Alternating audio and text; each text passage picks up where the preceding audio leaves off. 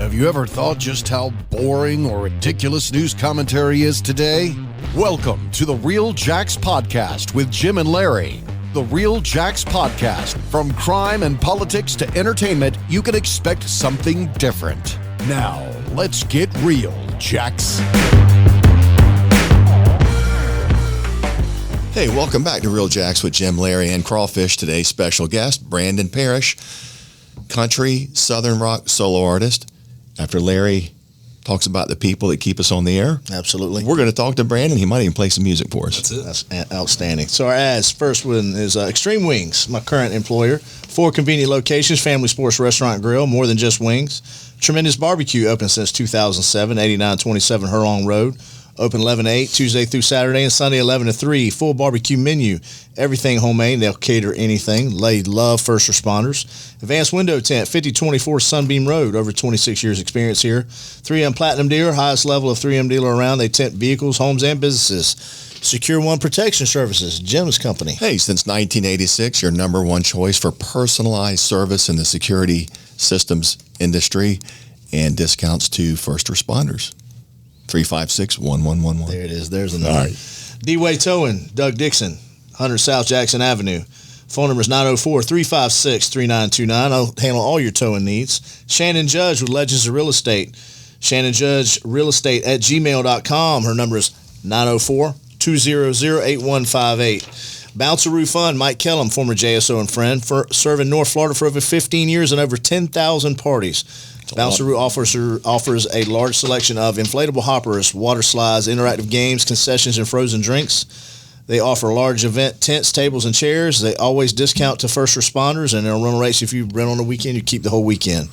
And then Norman Brewer is running for District 11 City Council seat. We need fighters that will truly represent us on the City Council. Norman Brewer is that guy. He's a constitutional conservative, former law enforcement officer, successful businessman. Norman will call it like he sees it, and we'll have no better advocate on the council. I agree with that. Branden? Yes, sir. You look like a rock star. Hey.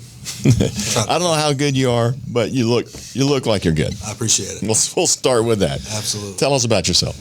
Yeah, my name's Branden Parrish, Florida native. Originally from Sebastian, Florida, just south of here, and transplanted here in the Jacksonville area about 6-7 years ago. Started playing country music, I guess you could say professionally, about 4 or 5 years ago. Big push from my wife. She said, if you're going to play it around the house, you might as well get out and start making some money doing it. So she Smart lady. Gave me the little boot out the door, so to say, and ever since then I caught the bug and been jamming all over Jacksonville and North Florida area since. Names and places you've been playing at?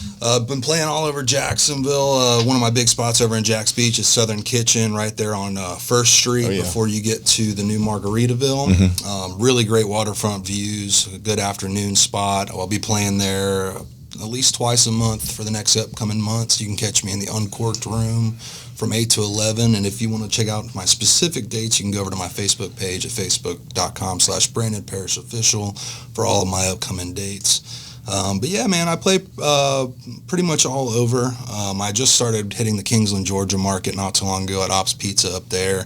Really cool crowd up there. And I also did a 6-month stint out in Dallas, Texas last year with a tribute band. Wow.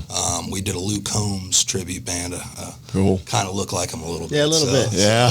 So get told I sound like him a little bit. So we were a pretty successful band out there. Played some pretty big places out there like Lava Cantina, which is one of the bigger venues out in Plano, as well as Grantscape. You making any of your own music, or are you covering? When I play out, I do cover some songs, but past couple of years I got really into songwriting and really started buckling down and writing my own music, and played a few shows here and there with some bands that I played, showcased some of my originals, and really good responses. So looking to get into that this summer as far as putting out new material for everybody to listen to. I'll be putting out a self-titled EP later at the end of the summer. It'll have about 5 or 6 songs of my own tracks on there, and one of the songs you're going to hear later on is actually one of those songs. So look forward to putting that out for you guys. That's awesome. Good. We look forward to hearing that. Absolutely. Yeah, we may be talking to a future rock star here, like big, because I know it takes 10, 20 years for almost everybody that's famous. they were at it for 10 or 20 years, 20 years usually, before you even heard of them. Yeah, absolutely. I was having a conversation earlier today. People were talking about, you get these young guys that, just pop off out of nowhere. I was like, you see them popping off, but little do you know they've been singing since they were 6 years old. Skinner said in every honky tonk. Absolutely. Yeah. Yeah, there's always somebody. Yeah, they started in the 60s, early 60s, and you didn't really hear about Skinner until, 70s. And it wasn't, social media nowadays isn't what it used to be. Media in general, you didn't have the availability of letting somebody in Germany hear your music at the click of a button back then, you know what I'm saying? So, you do have those fast risers, but as I always tell people, I could never get a record deal and still go to bed perfectly happy with myself. Still play the smoky bars and be perfectly happy and content with myself. So. Yeah, having the live contact. That's right. Yeah. That's what it's all about. That's where music's meant to be played anyway. I agree.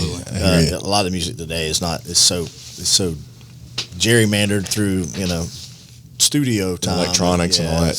There's no substitute for listening to live music. There's no substitute for live music. Correct. I agree. What are some of your influences? How old are you, by the way? I'm 28 years old. I'll be 29 later this year. I got a pretty wide range of influences, man. I have a big wide range of music that I listen to. Waylon Jennings is always. I love Waylon Jennings. He's my favorite country artist. Is he? My favorite country artist. I would say history. Yeah. There's some, and I'm not a big pop country guy. He was absolutely my favorite country artist. I'm not a big country guy. I got Waylon all my friends on my phone right here. A lot of my friends were Hank Jr. And I love Hank Jr. and I dig all that. But I'm telling you, Waylon was always my favorite. I tell you what, you go to anybody that doesn't like country music, but you talk about Waylon Jennings, they're going to know exactly who you're talking about. So, Waylon Jennings for sure. But I actually grew up playing in heavy rock and metal bands. I was a vocalist for a couple bands in my hometown, and I guess the screamo type of music you would hear and talk about. And so, it wasn't until I was probably about 17 or 18 that I started really going back to my roots of a kid and growing up in summers in East Tennessee and going back and listening to country music that I really fell in love with it. And, being a Florida boy, John Anderson's always on my shuffle playlist. And, you also got guys like Alabama, the bigger groups and then you got, even some of the newer guys, I really do enjoy, Luke Combs, as much of a marketable, machine that he is and mainstream that he is, you go back and listen to some of his earlier LPs and EPs, and the quality of music he was putting out was that blue collar, that we all like to hear in country music. You seem like a guy that would have liked Limp Bizkit. Dude, who doesn't? And what happened to Fred Durst? What happened to those guys? Fred's still putting they were so promising coming to a Jacksonville band, and he actually paints and does like different stuff like that. From what I hear and see. So he's exercising his creative outlet. I'm sure he still produces here and there. He was a big producer, and he had a big heavy hand in how his product sounded at the end of the day. I loved him. I thought they were great. I mean, as far as influence goes, there was nobody more influential when it came to that kind of rock music at the time than really Limp Bizkit was. They really set the stage. He had his own sound. Yeah, absolutely. Who's another big one? He almost bought a house. He looked at a house that I live in on the St. John's. Oh, really? There were. Thank God. But there were a couple of a country music star looked at it. Fred Durst looked at it, and John Travolta looked at it before I bought it. Wow. And I was like, well, I better hurry and buy it. Yeah, right. Talented band out of Jacksonville that you're thinking of, Fred Durst is from here. Shinedown. You ever listen to Shinedown? Oh, yeah. Yeah, they're good. Yeah, well, I play their Melody. Simple Man. Melody Van Zant was Shinedown and Melody were. Well, they had to, obviously they got approval to do their Simple Man. But they were a couple. They were a couple. Oh, were they really? Yeah. The guy from Shinedown and Melody? How old is Melody? 40s. Okay. 40-ish. Sounds about right. How old's Melody? She's born in 70. I think she's born in 70. Was she born in 75, 76? I was just talking to her the other day. I was in her house. Talking to her. We're talking about how she's getting older. She's older than 40. Leonard Skinner Gold Records in his house. He's got Greg Allman's Harley Davidson in his garage. That's unbelievable. It may not be the Allman Brothers. It may have been one of the singer from REO Speedwagon. You guys remember his name? He has a house. I used to do his pool back in my hometown of Sebastian. He bought a house right on the river. Did he? And I used to do his pool, and people always talk about the smokers back in the day being Willie Nelson and all those boys, but I'll tell you what, he used to choke me out of the dang pool room, man. I mean, that was some crazy stories back then. Cheech and Chong. I mean, some crazy stuff, man. Some crazy stuff. And even REO Speedwagon, I play some of their stuff when I play. They just had them on Ozark. You ever watch Ozark? Yeah. I'm a big Ozark fan. Crazy. Me and my wife, we binge it, so we watch it in a couple of days. Yeah. Yeah, I think I watched that whole, the first half of season 4. I was like, I don't know. It's 2 days. I was done. I was like, man, I need to slow down. What is that? What was that? Ozark. Ozark. No, everybody's telling me that I need to watch that. So good. Have you watched Yellowstone? No. I'm not watching a whole lot of TV these days. You're killing me. But I probably need to. Yeah. Well, if I get stuck in that mode again, I may never leave the house. So I got to be careful with that. Completely understand. You'll love them both. Yeah. I'm telling you. We've gotten them in. Yellowstone's probably the best TV show that I've ever seen in my life. Let me write this down here. It's a very well done show. Yeah. It's not just the acting, but I mean the way that it's produced. Taylor Sheridan's the visuals in it are very well done. Taylor Sheridan's a genius. Yeah. Super good. Yeah. Super good. I just finished the last episode of 1883, which is, I haven't watched any of that yet. None of that yet. Me and my Surprising. wife, we touched on it. We watched a little bit of the first pilot episode. It took a little more out. We're saving it for a rainy day when we get a a lock in. You know what I'm saying? So get stuck in the house. Absolutely. I thought you'd be sitting there playing music. Like 7 episodes in it or whatever. So I got to give her a break every now and again. Yeah. She's been to almost all of my shows. Has she really? Yeah. She helps you at every show, load and carry. I tell you what, my wife, she's the greatest partner, not just in life, but as far as this journey has gone so far. There's not a show that gets booked that doesn't go through her first, which takes a lot off of me because. So she's like your agent. She's my manager, perfect my agent. partner. She makes sure. I mean, she tells me where to go and what time to be there. Like today, I asked her 3 different times hey, what time am I supposed to be at the studio for this podcast? We had JJ Gray on. Oh yeah, earlier, and he knew some of it, and I had seen him, we worked together. But his part-time job. But he was talking about how he can't keep track of that stuff. He's got to have somebody keep track of all the dates and times and all that stuff. Larry at work. This wasn't too long ago. I was literally just got done sending a plate of food out the window, and I walked by. I'm like, hey man, I just got done booking this for this. This time I booked this venue multiple times a month for the next 6 months, and he's like, just now? And I'm like, it never stops. My phone doesn't ever stop ringing, which is not a bad thing. I'm not complaining whatsoever. Yeah. I've been very blessed to be able to be a full-time musician, even during the pandemic when everything was going down, everything was shut down. Yeah. I was still busy because people want to hear music, no matter if it's at a restaurant or in their backyard. And that's where my private business, of playing these private events really started kicking off, was because nobody could go out and hear music at their favorite restaurant anymore because they couldn't go to their favorite restaurant and sit down anymore. But they kept the bars open. They kept the bars open. Because people would lose their minds if they didn't. The bars didn't make enough money to pay the band at the end of the night, you know what I'm saying? So music was getting shut down everywhere. There was a couple places that were, trying to hold on, and they did, thankfully, and they did still host live music, and it still did very well. But, I went from playing every weekend, twice a weekend per month back then, to playing once a week, for the first couple weeks of the pandemic. I had to learn to adapt and to overcome, this obstacle of not being able to go out and play in a commercial setting.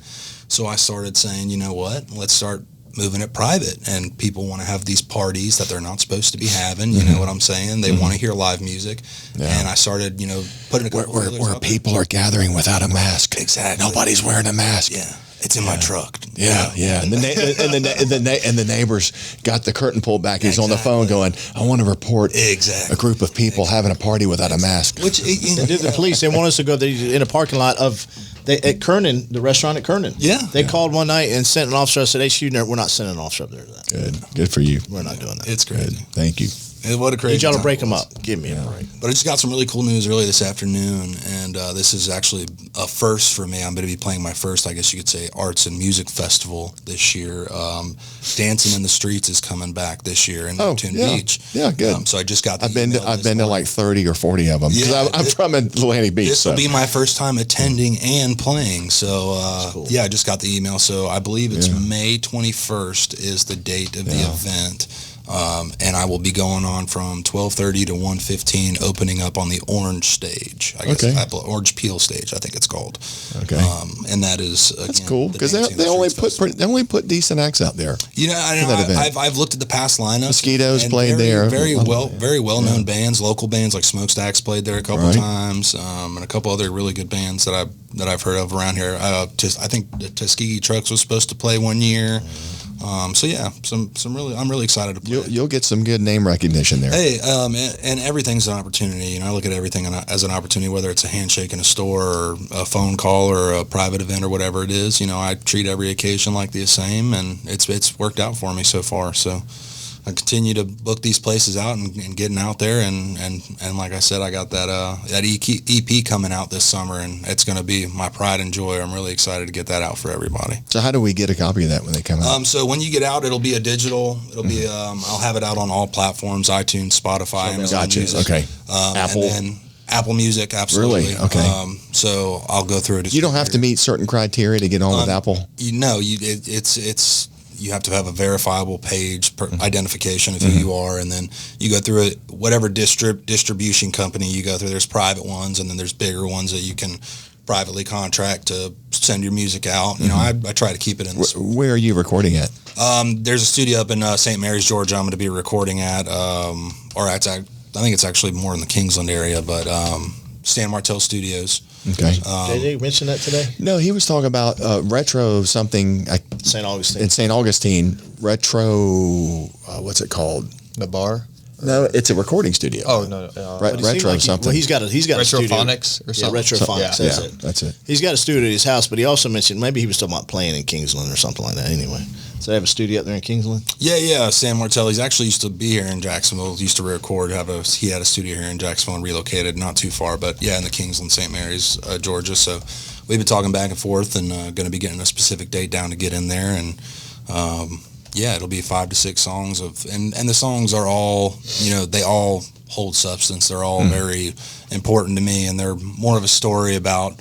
Each one has its own little story about maybe things that I've gone through or experienced in my life that I think it's where most songs come from. Blue collar, you know, young guys growing up in the 90s and early 2000s, you know, people think about it. Yeah, it was a very easy time to grow up as far as, you know, socially goes. You know, we had good technology and everything like that, but the world was still a very crazy place. You know, one of the songs I write about is, you know, things that I felt about when 9/11 happened. You know, and I have family that knew some people that were in the tower, and I had friends that had family that were affected, you know, immediately by it, and how that impacted you as a kid, you know, growing up and seeing the world, and how you walk out of your front door every day and you still remember it. Well, the world's never been, or the U.S. at least, never been the same since then. It never been the same. Everything changed. Yeah, and one of the things I talk about is, you know, as catastrophic as an event as it was, our country has never been united the way it has as it was on the evening of 9/11. And one thing I say it at the end of every single one of my shows, and it's the last thing I tell people before I get off the stage, is you have to make sure to love one another. Because at the end of the day, we are all each other's God, is your neighbor and your friend and your family. That's it. You don't have anybody else. And your countryman and your neighbor, that's it. That's it. That's it. That's all you can rely on. You know, you can't sit here and rely on everybody upstairs that are making the decisions. You know, yes, they're making good decisions sometimes, and sometimes they're making bad decisions. It's important for people to get along. Being united and being a true community, even if it's a small community, your neighborhood, your housing development, your city, your county, your state, whatever it is, you have to understand that at the end of the day, we all have one goal, right, in life, and that's to go to sleep happy, right? And we cannot be happy if we're constantly divided. We can't. And we allow certain things to get in the way. And it's normal as a human species to allow outside things to make our decisions for us. It happens every day. We have media that's in our faces telling us what to buy at the stores and what to consume and all this stuff. And yeah, that's a whole nother conversation for a whole nother day. But at the end of the day, we just have to continue to remember that we are a country of one goal, and that's to be free. And you can't be free without being together. It's impossible. Yeah, good message. Yeah. Absolutely. Yeah, the greater the division, the less freedom there is. Absolutely. And that's what I try to convey in my music, man, is it doesn't matter if you like hip-hop, rock, jazz. Well, you say you have some opera. influences. I mean, you mentioned Waylon Jennings, but I'm sure you very eclectic One of my background. favorite vocalists of all time goes by the name of Andrea Bocelli, who's an Italian opera singer. Oh, yeah. Who's blind. And I got to listen to some of his stuff. My sister listened to him because he did an album with Christina Aguilera many years ago. And with Sarah Brightman and exactly. Yeah. And so he did a record with Celine Dion, and it was absolutely phenomenal. And then my first record ever was High Voltage from AC/DC. I stole it from my dad's garage, and when he found out, he wasn't even mad. Well, good artists. Such a good record. Hell yeah. Used to love all that old AC/DC. But good artists and good songwriters, they listen to everything. Absolutely. Ask them. The Beatles, all those guys, they listen to my playlist everything. is very eclectic. It's Yeah. like rap and old rock. And I don't have any country. Right. Country's probably my biggest influence, but I'm a big blues fan too. So absolutely. There's a lot of I like a very. You look at my sons, like old Jimi Hendrix. I mean, somebody flagged me down and said, "Hey, I saw Jacob." I was like, he was kind of wild growing up. I mean, Zach knew how he was a wild man when he was growing up. And I was like, oh, "What was he doing?" And he goes, "Man, he was driving down the road listening to Jimi Hendrix, Voodoo Child." And I was like, "All right, that's because I raised him right." That's right. Sounds like it's pretty normal to me. Yeah. Well, a lot of them, they wouldn't listen to that, some trap music, whatever. And rap today can't touch old rap, Dr. Dre and all that kind of stuff. That's why everybody was so clamoring about the halftime show. I actually liked it. I thought it was pretty good. I think it was better than some with it because it was better like than hands most down. in the past 10 years. it was a lot. There was a lot of the old school stuff. I think that's considered old was school. very well done. Most of the past 10 years. I didn't have a big problem with it. It was very tasteful in my Dr. Dre opinion. fan, I so. think the production was A1 on it. I was a fan. I mean, and to be honest with you, it may have been the best part of the game. Yeah, probably so. 50 Cent was, funny to look. He's about 75 cent now. Hey, I'll tell you what, though, I still wouldn't mess with him, though. Yeah, he's still too big for me. Eminem thing, where he kneeled at the end, I don't know if that was just a throwback or if that was an actual, just, because some artists will kneel at the end of their shows. I don't know. I try not to think that too much into it. I don't either, man. And that's my thing. I didn't even catch that. If you're a paid entertainer. Just entertain. My biggest thing has always been, and it's one thing I've always said that I would never, even if it was something I completely disagreed with or endorsed, if I ever became a public figure, even locally, where my name was everything and everybody knew who I was, I could never allow myself to put myself in a position to where I was going to be targeted because of politics. Or divide people. I don't pay you to hear what you think about what happened on this day, because of this person said it. I pay you because I like the song you wrote and I want to hear you play it. Yeah, that goes for sports too. If I want to hear you, I'll go to your seminar that you're going to be holding to talk about that.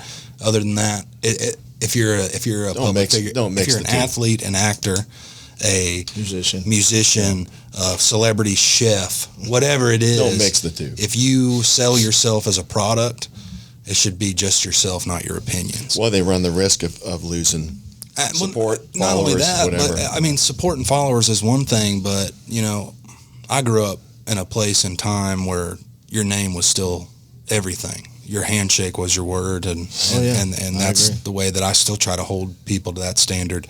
So I've always had that mentality where material things come and go. I've had thousands of dollars in the bank, and I've had negative hundreds of dollars in the bank, and we've all been there. At the same time, I had 2 feet on my legs, and I was breathing. Nobody can take your integrity unless you give it away. The moment your name starts going down the drains, you can't do nothing.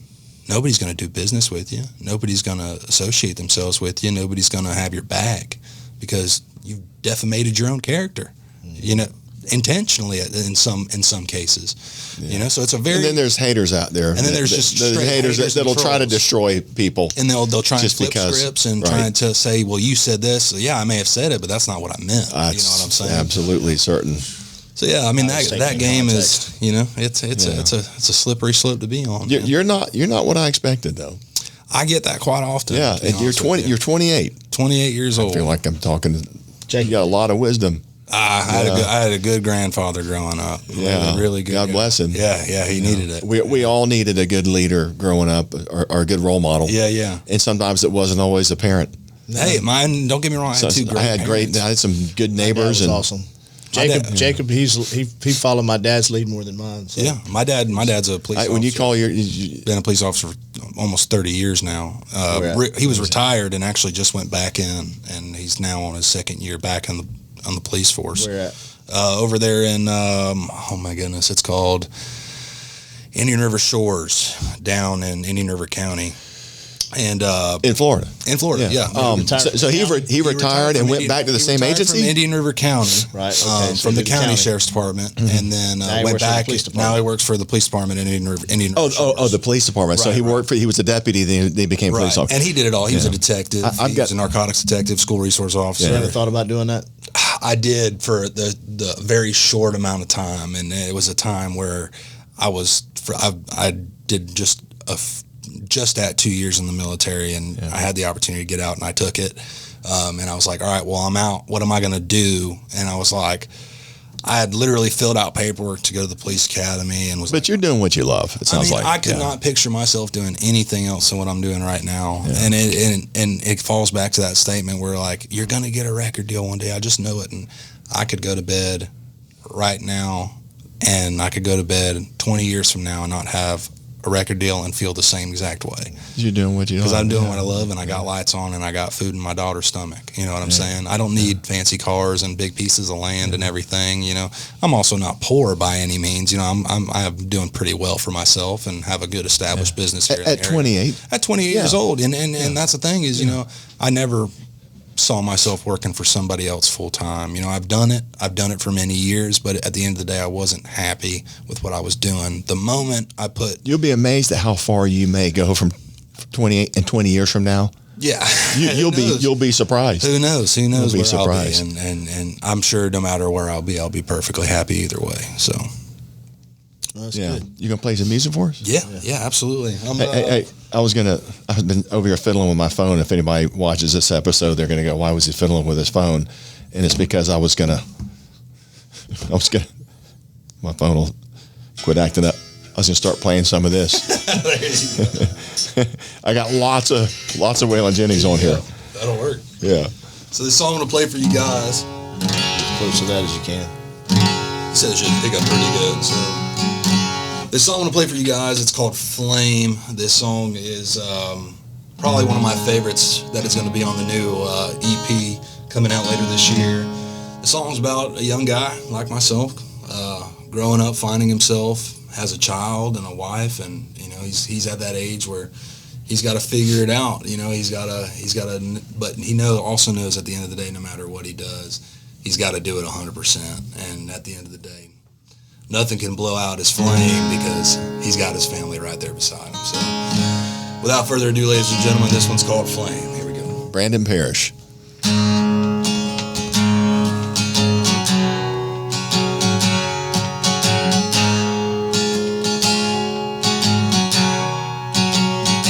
If I'm a hard man, there's harder. I'm a smart man, there's smarter. Harder workers, better fathers and friends.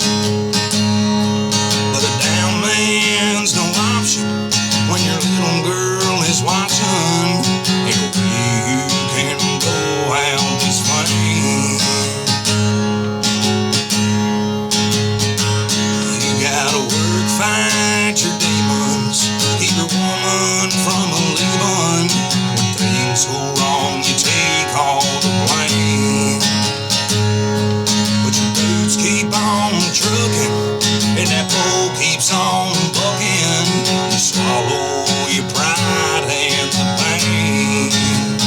Yes, you'll fall and you'll stumble more times than you want, and you cuss the morning sun more times than you don't, and you find out you're dreaming, ain't dreaming you back. So you wake up and you pull up the slack. That's when she lays down and whispers my name. That's how you know you can't blow out this flame. I said she lays down and whispers my name. That's how you know you can't blow out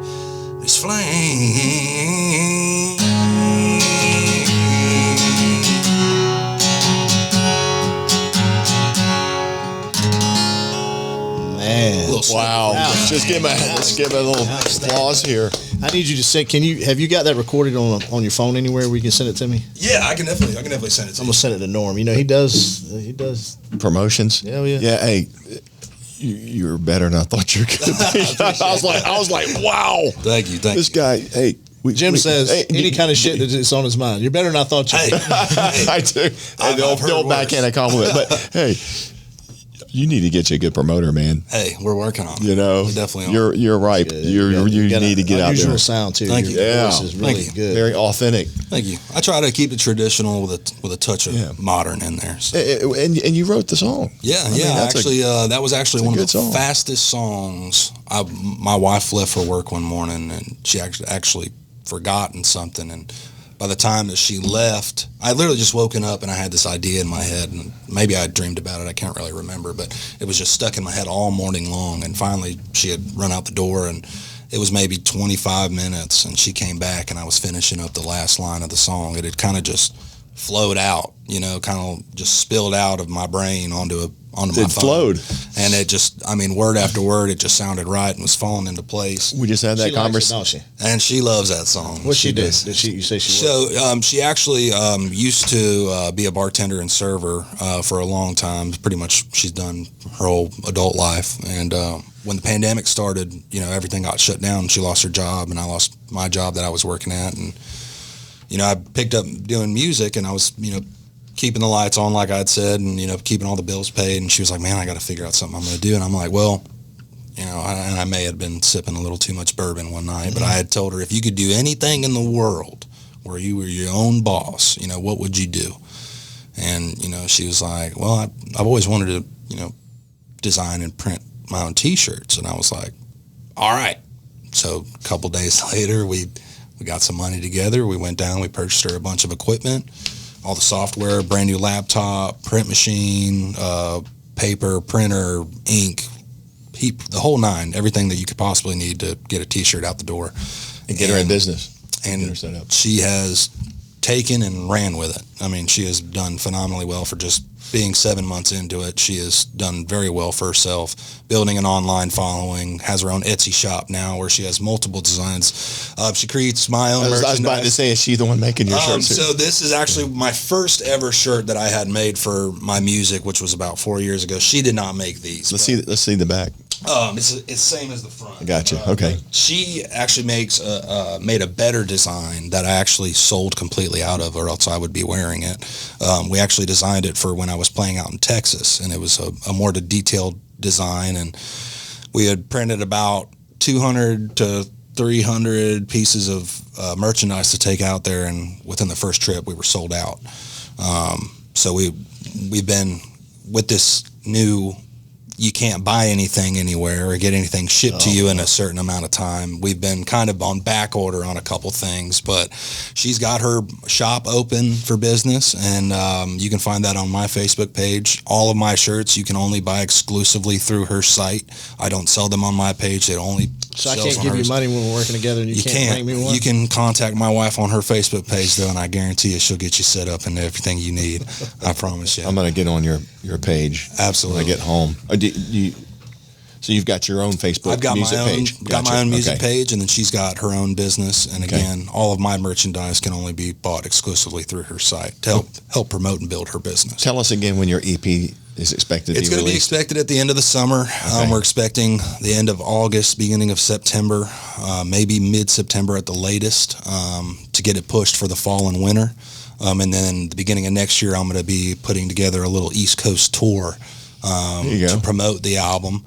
And I'm going to try to get another one or two local artists here in Jacksonville to ride along with me and spread the good old 904 word out there. There's going to be some memorable times. Yeah, you'll look back on those days 10 years from now and go, man, remember we rode around on that old bus or van or whatever. Yeah, I'm trying to find me an old Chevy Astra right now. I want to fix me up an old Chevy Astra. I love those Astra vans. My dad was our company fleet. Chevrolet.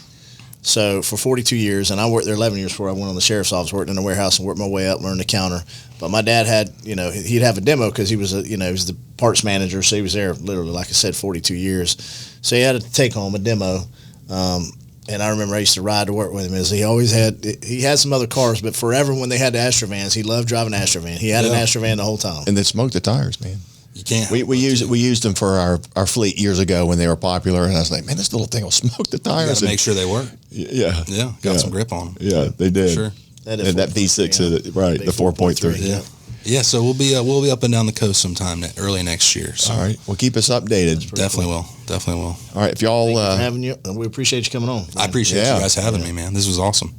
Yeah, good first stuff. One? You ever done one? No, this is my first podcast. Remember, you were better than I thought you were going to be. Hey, I appreciate that. Again, I appreciate that. Our viewers and listeners, if y'all liked what you heard, that was Branden Parrish, up and coming country and Southern rock artist. That's it. And I think this guy's going to be big time. I appreciate that. I'm going to keep an eye out for the EP too. Please do. Yeah, please we'll do. I'll make that sure on you guys iTunes. get one. Yeah, let me know. On iTunes. I'll download the whole thing on iTunes. For sure. Yeah, for sure. I appreciate that, guys. Yeah. All right. Well, that's a wrap for Real Jacks with Jim, Larry, and Crawfish. Thanks for coming, Branden Parrish. Appreciate it, brother. Appreciate you guys. Yeah. Thanks for listening. Thanks for watching. We'll see y'all next time. Thank you.